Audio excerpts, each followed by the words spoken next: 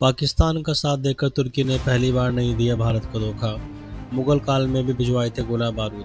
पहलगाम हमले के बाद भारत ने जैसे ही सैन्य कार्रवाई शुरू की तो देश पाकिस्तान के समर्थन में आ गए। पहला देश था चीन और दूसरा देश था तुर्की। चीन और पाकिस्तान की दोस्ती किसी से छिपी नहीं है, लेकिन तुर्की ने जिस तरह से पाकिस्तान का साथ दिया वह चौंकाने वाला था। तुर्की ने इस सैन्य संघर्ष में न केवल पाकिस्तान का समर्थन किया बल्कि उसे गोला बारूद भी दिए, यहाँ तक कि अपना जंगी जहाज भी पाकिस्तान पहुंचा दिया था।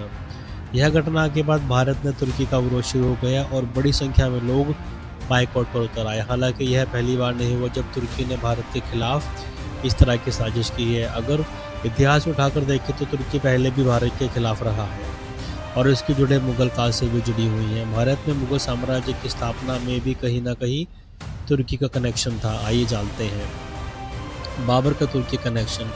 भारत में मुगल साम्राज्य की स्थापना करने वाला बाबर सीधा कनेक्शन तुर्की से था। दरअसल बाबर तैमूर और चंगेज़ खान की वंशावली से था। बाबर के पिता तैमूर वंशावली से थे जो तुर्क मूल का सेनापति था। वहीं उसकी मां रिश्ता चंगेज़ खान के खानदान से था जो मंगोल शासक का था। इस तरह मुगल शासक बाबर और तुर्क मंगोल दोनों ही एक साथ जुड़े हुए थे। धार्मिक राजनीति को लेकर सैन्य रिश्ता।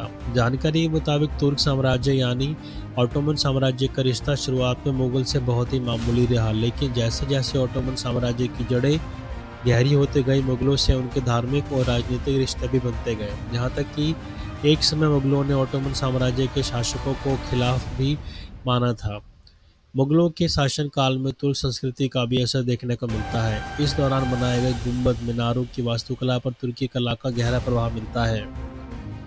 मुगल सेना में भी था तुर्की का प्रभाव। मुगल सेना में भी तुर्की के प्रभाव देखने को मिलते हैं। खासतौर पर घोड़सवार की सेना अवधारणा भी तुर्की की ही थी और पानीपत की पहली लड़ाई 1526 में मुगलों ने तुर्की की रणनीति ही अपनाई थी। यहाँ तक कि बाबर ने तुर्की से तोपें मंगवाई थी जिनकी मदद से बाबर ने कई लड़ाइयाँ जीती। यहाँ कहा जाता है कि तुर्की की सेना की तकनीक मदद से ही मुगल काफ़ी समय तक मजबूत रहे थे।